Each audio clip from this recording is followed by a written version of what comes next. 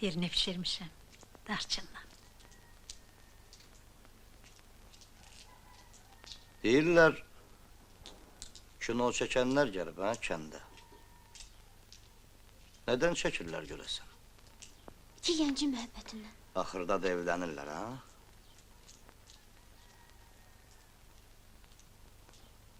Zalım oğlu, zalım.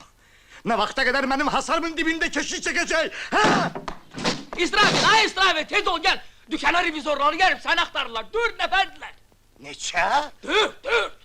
Məhəbbət yaşazada baxmır, ha? Zalım uşaq, zalım. Günü gündən çoxalırlar. Oyun iki idilər.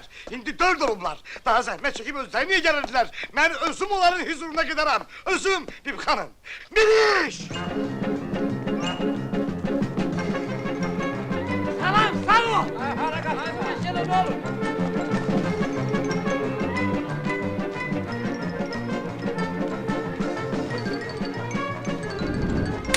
Xeyr ola Emiriş! Hayırdır? Şehirden kino çıkardanlar gelir. Ağlamalıdır, gülməli. Ağlamalı, ahırda da evlenirler.